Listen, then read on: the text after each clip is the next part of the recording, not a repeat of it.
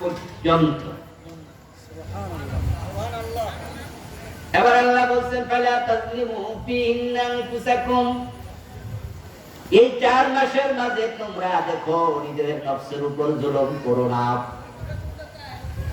যে 4টি মাস আমি পবিত্র বানাইছি, এই 4 মাসকে গুনাহ, বেবিচার, অনাচার, মদপান করে মিথ্যা বলে অপবিত্র বানানোর অধিকার তোমাদের নেই।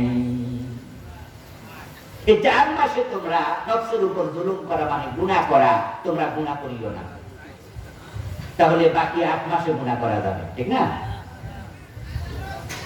এই 4 মাসে গুনাহ করো না, এটার অর্থ এই নয় যে বাকি 8 মাসে করা যাবে।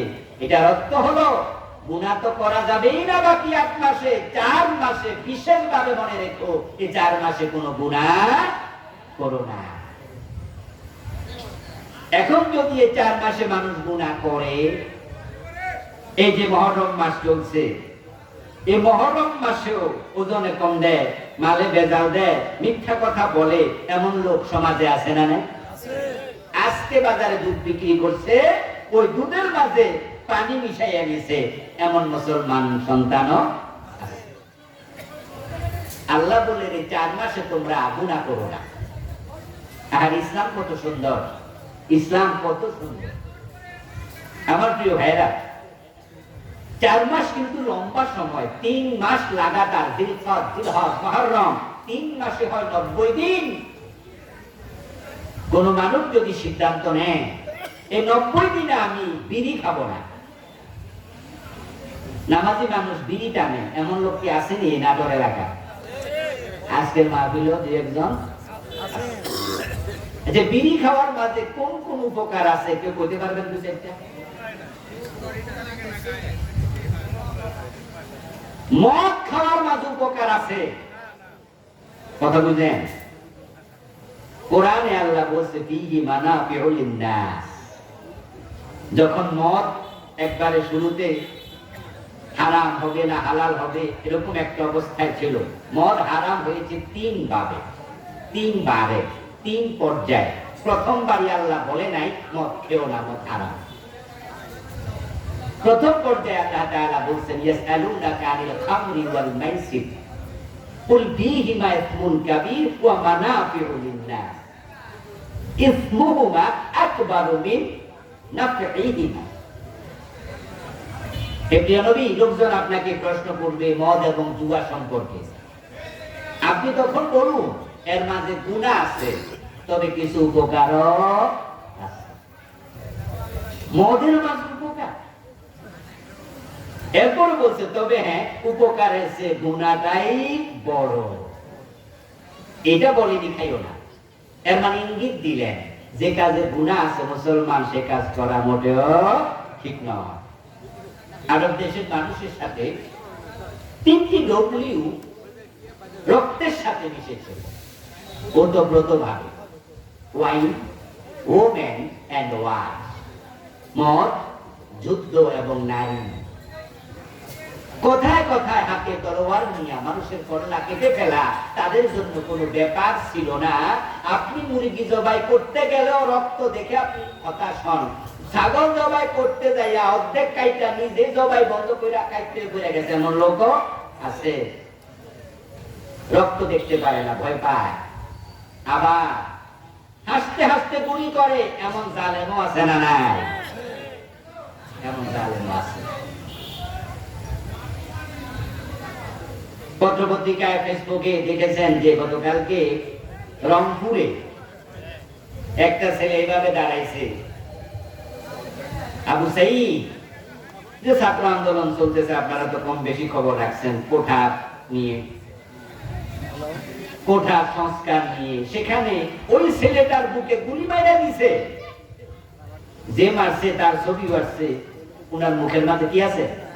দাড়িওয়ালা, দাড়িওয়ালা একজন লোক। যেখানে আপনি মুরগি জবাই করতে গেলে আপনি রক্ত দেখলে ভয় পান, ছাগল জবাই অর্ধেক করে দৌড় মাইরা জায়গা পলায় আর পারে না, কাইতে যায়, সেখানে গুলি করে মানুষ মেরে ফেলে। 1 লাখ টাকা 5 লাখ টাকা দিলে অবলীলাক্রমে মানুষ মেরালা হত্যা করে ফেলে, তার নিয়ে টেনশন নাই, এমন সিরিয়াল কিলার জালেম এই দেশও আছে না নেই? আরব দেশের মানুষরা ছিল বর্বর। এই জন্য প্রিয় নবী সাল্লাল্লাহু আলাইহি ওয়াসাল্লাম যে যুগে আসেন সেই যুগের নাম পেয়েছিল আইয়ামে জাহিলিয়া, বর্বরদের যুগ। মানুষ মারা ওদের জন্য কোনো ব্যাপার না। তারা এতটাই ছিল যে আপনার দিল কঠোর, এতটাই ছিল পাষাণ, নিজের মেয়েটাকে জীবিত বাবা মাটির নিচে চাপা দিয়ে দিত, এমন লোক ছিল তাদের।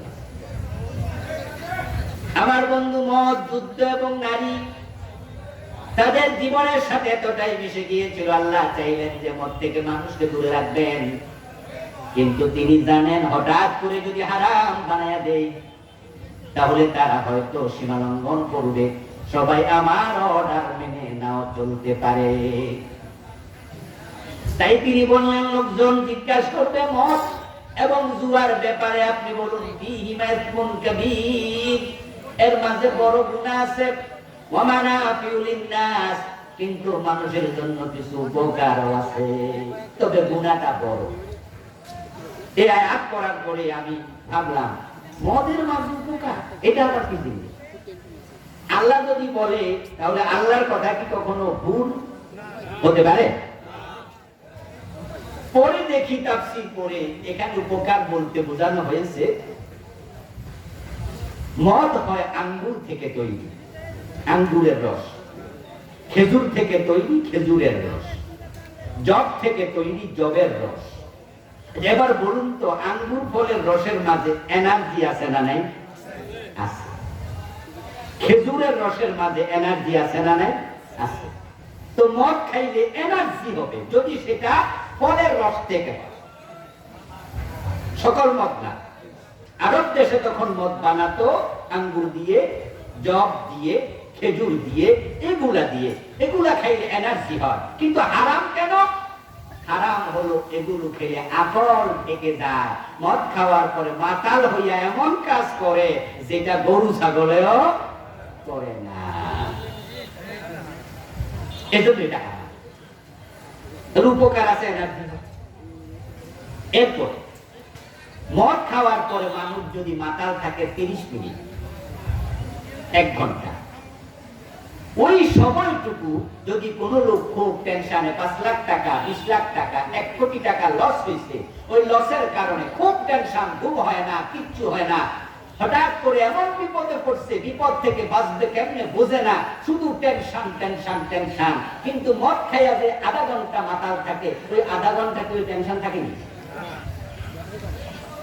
ওই যে ফীহিমা মানাফিউ লিন-নাস, কমপক্ষে টেনশন থেকে আধা ঘন্টা মুক্ত। এইভাবে যদি মদের মাঝেও আমরা উপকারিতা খুঁজি কিছুটা পাওয়া যায়, কিন্তু বিড়ির মাঝে কোন উপকার আছে? আজ পর্যন্ত বিড়িতে কোন উপকার আছে আমি শুনি নাই। বরং বিড়ি একমাত্র খাবার, পানীয়, যেটা পৃথিবীর কোন মাখলুক খায় না মানুষ ছাড়া। আমার প্রিয় ভাই, আপনি যদি হাতের রুটি একটু খেয়ে ফেলে দেন মাটিতে, আধা ঘন্টা পরে এসে দেখবেন পিঁপড়া আপনার ফেলে দেয়া রুটি খাচ্ছে। আপনি একটা কলা খেয়ে অর্ধেকটা ফেলে দেন, দেখবেন ওই কলাটা এসে বিড়াল খেয়ে নিচ্ছে। আপনি একটা বিস্কিট খেয়ে অর্ধেক ফেলে দেন, দেখবেন সেটা এসে তেলাপোকা খায়। কিন্তু অর্ধেকটা বিড়ি ভাঙ্গা ফেলে রাখেন, পিঁপড়াও খাবে না, তেলাপোকাও খাবে না, ইন্দুরও মুখ দেবে না, বান্দরেও মুখ দেবে না। সিগারেট, বিড়ি এমন এক খাবার যেটা পৃথিবীর কোনো মাখলুক খায় না। পৃথিবীতে এমন কোন খাবার আমি দেখি নাই যে নিজের বদনাম করে। একমাত্র বিড়ি নিজের বদনাম করে। সিগারেটের প্যাকেটের মাঝে কি লেখা থাকে? ধূমপান স্বাস্থ্যের জন্য ক্ষতিকর। সিগারেট স্ট্রোকের ঝুঁকি বাড়ায়, ধূমপান বিষপান, অতএব সাবধান। কত রকমের স্লোগান লেখা থাকে। দেখবেন মদের গায়ে, মদের বোতলের মাঝে থাকে সিংহের ছবি, বাঘের ছবি। এর মানে মাদক যারা উৎপাদন করে তারা বুঝাচ্ছে এটা খাইলে সিংহের মতো বড় হয়ে যাব, বাঘের মতো জোর হয়ে যাব, কিন্তু বিড়ি যারা বানায় এরা লেখা দেয় এটা খাইও না, খাইলে তোমার ক্যান্সার। পৃথিবীতে বিড়ির মতো নিজের আপনার দুর্নাম করে এমন খাবার নাই, পানীয় নাই। এরপরেও বিড়ি খাইয়া আজকের মাহফিলে এসেছে এমন দুই একজন বিড়ি অলরেডি পকেটে আছে, এমন শ্রোতাও আছে না নাই? আচ্ছা, এবার যে কারণে কথাটা আসছে, ইসলাম কত সুন্দর শোনেন। আপনি যদি সিদ্ধান্ত নেন যে আমি আল্লাহ বলেছে পবিত্র মাসে গুনাহ করো না, তো বিড়ি খাওয়ার মাঝে কিছু গুনাহ আছে না নাই? তা আমি 90 দিন খাবো না, ইনশাআল্লাহ 90 দিন লাগবে না, মাস খানেক পরে বিড়ির প্রতি আপনার কোনো নেশাই থাকবে না। আমার বন্ধু, দাড়ি কামানো যারা দাড়ির মাঝে ব্লেড ব্যবহার করছেন, শেভ করছেন, আওয়াজ দিয়ে একটু বলুন তো মুসলমান ভাইয়েরা, দাড়ি কামানোর মাঝে গুনাহ আছে না নাই? যদি আপনি মনে করেন হারাম মাস এসেছে, পবিত্র মাসে কোনো গুনাহ করব না, 90 দিন যদি দাড়ি না কামান, তাহলে আপনার মুখের দাড়ি আমার দাড়ির মতো লম্বা হয়ে যেতে পারে। এটা কথায় কথায় মিছা কথা কয় এমন লোক আসেনি? আছে না? দরকার নেই, তাও একটা সিদ্ধান্ত নিলেন 90 দিন পর্যন্ত কোনো মিথ্যা কথা বলবো না, আল্লাহ বলছে পবিত্র মাসে গুনাহ করো না। তাহলে দেখবেন মিথ্যা বলার অভ্যাসটা চলে যাবে। বউয়ের গায়ে হাত দেয়, কথায় কথায় বউকে গালিগালাজ করে, হাতের লাঠি দিয়া বউয়ের পিঠের মাঝে বাড়ি মারে, পাকা করে ফেলে, এমন কিছু জালেম স্বামীও সমাজে আছে না নাই? সিদ্ধান্ত নিলেন 90 দিন পর্যন্ত বউকে গালি দেব না, তার গায়ে হাত তুলবো না, দেখবেন আপনার এই বদ অভ্যাসটা থাকবে না। এই 90 দিন যদি অন্যায় থেকে নিজেকে মুক্ত রাখা যায়, 90 দিনের ব্যবধানে ব্যক্তি আল্লাহর ওলিতে পরিণত হয়ে যাবে। Practice makes a man perfect. ইংরেজি একটি প্রবাদ আছে, অনুশীলন মানুষকে পরিপূর্ণ বানায়। আপনি অভ্যাস করেন যে কোনো বিষয়ে, দেখবেন অভ্যাস করলে আপনি নিজেকে আগের থেকে অনেক উপরে নিয়ে যেতে পারবেন। প্রিয় ভাইরা, এই 4টি মাস পবিত্র, তার মাঝে শাহরুল্লাহ আল মুহাররম, মুহাররম সেরা মাস। এই সেরা মাসের 10 তারিখ আজকের দিন। এই মাস কেন সেরা হলো, কোন কারণে এত সম্মানিত হলো, এটাকে আল্লাহর মাস বলা হলো। এই সেরা মাসের সেরা দিবসে আমাদের করণীয় কি, এই বিষয়ে সামান্য কিছু কথা বলে আমি ভিন্ন আরেকটি সাবজেক্টের আলোকে একটি হাদিস পড়েছি, শিরক প্রসঙ্গে কিছু কথা বলে আলোচনা শেষ করব ইনশাআল্লাহ। আমাদের দেশে যখন মুহররম আসে, অনেক মুসলমানই মুহররমটাকে শুধু কারবালা কেন্দ্রিক আলোচনায় পরিণত করে, অথচ কারবালার ঘটনা ঘটেছিল রাসূলুল্লাহ সাল্লাল্লাহু আলাইহি ওয়াসাল্লামের ইন্তেকালের 50 বছর পরে। কত বছর পরে? কথা বলেন না, কিছু বাড়ি দিয়ে না, কত বছর পরে? রাসূলুল্লাহ সাল্লাল্লাহু আলাইহি ওয়াসাল্লাম ইন্তেকাল করলেন 11 হিজরিতে। কত হিজরিতে? আর কারবালার ঘটনা ঘটলো 61 হিজরিতে। তাহলে 61 থেকে 11 বাদ দিলে কত? 50। তো প্রিয় নবীর ইন্তেকালের 50 বছর পরে ঘটলো মুহররম। এখন যদি সে কারবালার কারণে মুহররমের সম্মান হয়, তাহলে কারবালার রাসূলের সময় এটা ঘটেই নাই, অথচ মুহররমের 10 তারিখ রাসূলুল্লাহ রোজা রাখছে, এমন হাদিস আছে না নাই? প্রিয় নবীজি বললেন শাহরুল্লাহ আল মুহাররম, মুহররম আল্লাহর মাস, এর সম্মান অনেক বেশি। আল্লাহ বললেন এই মাসে তোমরা তাফসীর করে জুলুম করো না, গুনাহ করো না। তাহলে আয়াত যখন নাযিল হলো তখন তো কারবালার ঘটনা ঘটে নাই। রাসূল যখন এই মাসকে শাহরুল্লাহ বললেন তখন কারবালার ঘটনা ঘটে নাই। তাহলে এই মাসের সম্মান অবশ্যই কারবালার কারণে নয়, নিশ্চয়ই ভিন্ন কোনো ঘটনা আছে। তবে এই মুহররমের 10 তারিখে কারবালার ঘটনা ঘটেছে, এটা কাকতালীয় ভাবে মিলে। এখন মুসলমানেরা যদি আলোচনা করতে গেলে মুহররম মানে কারবালা, তাহলে বোঝা গেল আগের আলোচনাটা চাপা পড়ে যাবে।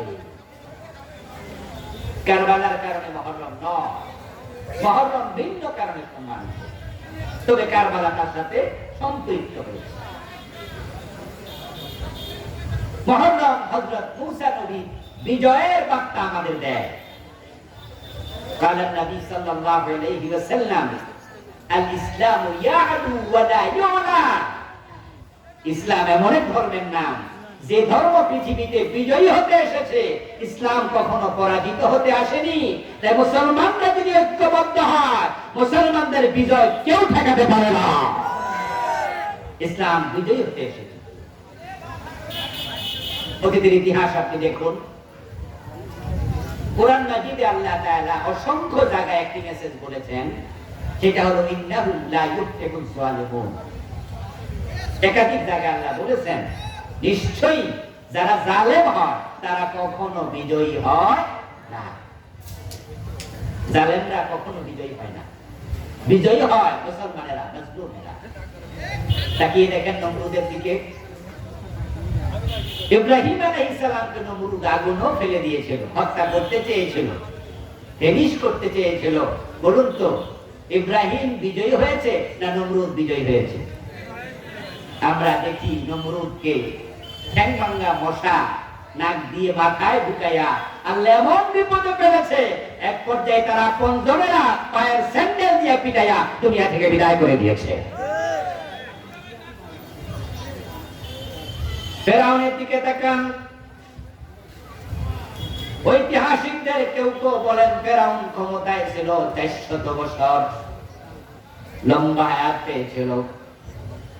আশ্চর্য হওয়ার কিছু নাই, আগেকার মানুষেরা লম্বা হায়াত পেত। আদম আলাইহিস সালাম পৃথিবীতে হায়াত পেয়েছিলেন 1000 বছর। নূহ আলাইহিস সালাম মানুষকে কোরআনের দাওয়াত দিয়েছেন 950 বছর।